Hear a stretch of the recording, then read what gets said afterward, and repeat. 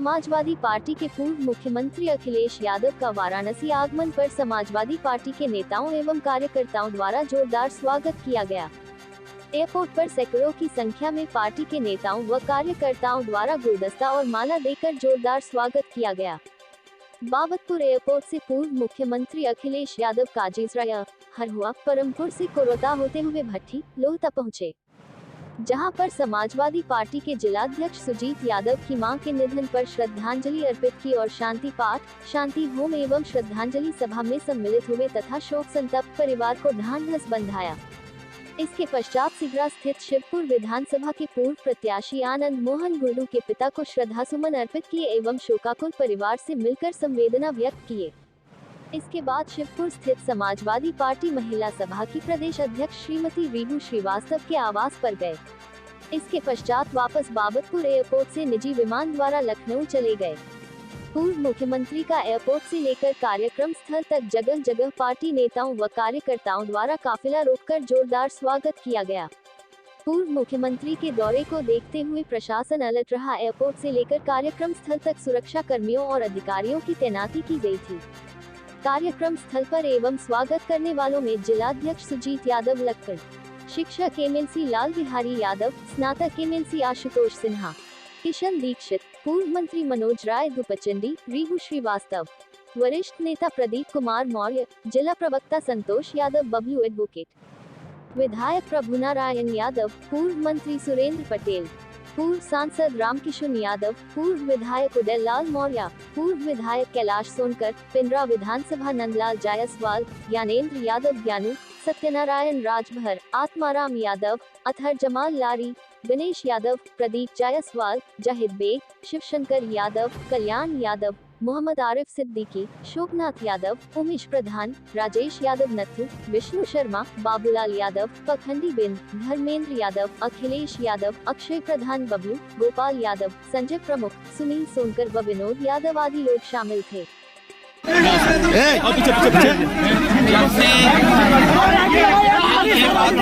करनी पड़ेगी कि जब से बीजेपी की सरकार आई है नौकरियां खत्म हो गई जी, नौकरियां नहीं है। अब ये मनीष क्या है, पढ़े लिखे नौजवान के सामने संकट है। जब महंगी पढ़ाई हो जाए, एडमिशन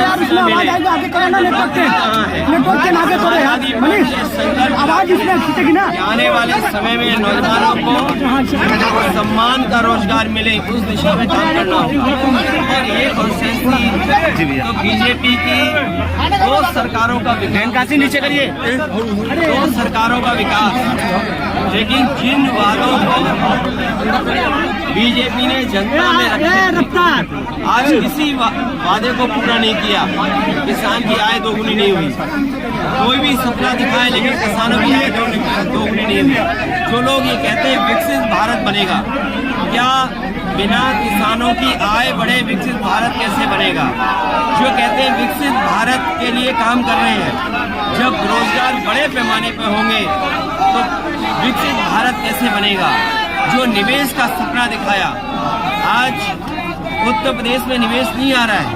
और हमने सबने देखा कि देश के प्रधानमंत्री जी गुजरात में निवेश का आयोजन कर रहे थे। बड़े बड़े उद्योगपतियों ने ये संकल्प लिया उनके सामने कि गुजरात में इन्वेस्टमेंट करेंगे। अगर इन्वेस्टमेंट गुजरात में चला जाएगा तो हमारे मुख्यमंत्री जी जो 40 लाख करोड़ का हिसाब लगा करके बैठे थे, उनके पास निवेश क्या आएगा? तो निवेश आ नहीं रहा। सरकार केवल इवेंट, कार्यक्रम, योजनाओं में पैसा डाइवर्ट कर रही है और इतना भ्रष्टाचार, इतनी लूट और जमीनों पर कब्जा कभी उत्तर प्रदेश में नहीं हुआ जितना बीजेपी की सरकार में अधिकारियों ने मिलकर के बीजेपी नेताओं के साथ किया है। आज अगर भूमाफिया पार्टी कोई है तो वो भारतीय जनता पार्टी है। कोई भी जिला उठा करके देख लो, वहाँ की रजिस्ट्रियाँ उठा करके देख लो, अगर सबसे ज्यादा जमीनों का कारोबार, जमीनें कब्जा करने का काम अगर किसी ने किया तो भारतीय जनता पार्टी ने। अखिलेश जी, आपने एक एक्स पे पोस्ट किया कि उदारवादी और कट्टरवादी भारतीय इतिहास में ऐसा देखा गया है और इसी रुक नहीं पा रहा है, इसका क्या अर्थ थोड़ा समझा दीजिए। बाबा साहब भीमराव अम्बेडकर जी जातिवाद को लेकर के जातियां खत्म हो, और एक समय ऐसा भी था कि बाबा साहब भीमराव अम्बेडकर जी एक सम्मेलन में जाना चाहते थे, लेकिन सम्मेलन में उनको जाने से कुछ न कुछ ऐसा हो जाता जिसकी वजह से सम्मेलन कैंसिल करना पड़ा। उसके बाद उन्होंने उसी भाषण को अपने ऐसे के रूप में एनिमिलेशन ऑफ कास्ट सबके सामने रखा। इसी तरह डॉक्टर राम मनोहर लोहिया पूरी जिंदगी भर इस बात का प्रयास करते रहे कि जाति खत्म हो, जातियां टूटें, और नेताजी से लेकर के जितने भी समाजवादी आंदोलन चले हैं उन्होंने जातियां तोड़ने का काम किया, या जातियां कैसे टूटे उस दिशा में काम किया, चाहे वो राजनारायण जी हो, चाहे कर्पूरी ठाकुर जी हो, या पुराने तमाम नेता जिनके हम नाम ले सकते हैं। लेकिन कहीं भी समाज में जातियां नहीं खत्म हुई।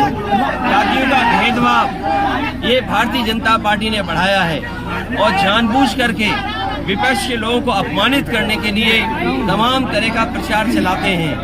जो निमंत्रण देने का मामला है, निमंत्रण भगवान का कौन कैसे दे सकता है? भगवान तो जिसको बुलाते हैं वो अपने आप से चला जाता है। इसलिए पॉलिटिकल उससे क्या लाभ मिल जाए, क्योंकि आय दोगुनी बता नहीं सकते, नौजवानों को नौकरी दी नहीं, चरम सीमा पर महंगाई पहुंचा दी, चरम सीमा पर भ्रष्टाचार बढ़ा दिया।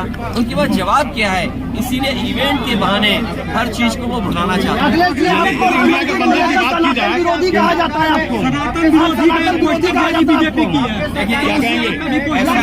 देखिए मेरे पत्रकार साथियों, अगर तुम ज्यादा सवाल पूछोगे तो तुम भी सनातन विरोधी हो जाओगे। चंपत राय कह रहे हैं। ठीक भैया, मेरे पत्रकार साथियों, आप अपनी भाई है तो अगर देश के चारों शंकराचार्य हम उनको सम्मान की दृष्टि से देखते हैं, वो हमारे धर्म के अगवा हैं। उन्हीं से बहुत सारी परंपराओं, बहुत सारे धर्म की जानकारी हमें मिलती है। और अगर चारों शंकराचार्य मना कर रहे हैं किसी बात को लेकर, तो भारतीय जनता पार्टी क्या आरोप लगाएगी उन पे कि वो सनातनी नहीं है? जो आरोप विपक्ष के नेताओं पे लगा रहे हैं, इनका बस चले तो हमारे जो पूजनीय सम्मानित जो शंकराचार्य जी हैं उन पे भी आरोप लगा सकते हैं। आप कब जा रहे हैं राम मंदिर? आप कब जाएंगे राम मंदिर? जब भगवान बुलाएंगे। बताइए मुझे, जो आपने सनातन का सवाल इतना महत्वपूर्ण पूछा। हाँ ठीक। बीएचयू में जो घटना हुई, जो अपराधी पकड़े गए या जिन पे आरोप है, उनकी हर एक की तस्वीर भारतीय जनता पार्टी के नेताओं के साथ है। मैं भारतीय जनता पार्टी या आप साथी लोग जो सवाल पूछ रहे हैं, क्या जो उन पे आरोप लगा भारतीय जनता पार्टी के सनातनी नेताओं के साथ तस्वीर थी कि नहीं थी? मुख्यमंत्री जी किसी के साथ फोटो नहीं खिंचवाते, लेकिन तीनों अपराधियों के साथ उनकी तस्वीर थी। सोचिए आप, तो क्या ये सजा दिलाने के लिए जो पहले कार्रवाई होनी थी, क्यों नहीं की कार्रवाई? आज सबसे ज्यादा अपराधी बीजेपी में है। इंडिया गठबंधन की बात की जाए तो बहुजन समाज पार्टी भी सुविधाओं को लेकर के आपने कहा, आज सर्वे आया है कि कूड़े में, सफाई में शहर कहाँ पहुँच गए। लखनऊ तो बहुत नीचे गिर गया। मुझे नहीं लगता, आंकड़ों में तो बनारस हो सकता ऊपर नीचे दिखाई दे रहा हो, लेकिन सच्चाई में जमीन पर अगर देखोगे सबसे ज्यादा गंदगी आपको दिखाई देगी, सबसे ज्यादा जानवर आपको दिखाई देंगे। जिस माँ गंगा को साफ करने के लिए पूजा की गई, संकल्प लिया गया, आह्वान किया गया, माँ गंगा वैसी की वैसी है। जो बुनियादी सुविधाएं, ट्रैफिक का इंतजाम, लोगों का आना जाना आसान होना, समय पे चीजें मिल जाना, चाहे वो बिजली हो, चाहे वो हमारा पानी का इंतजाम हो।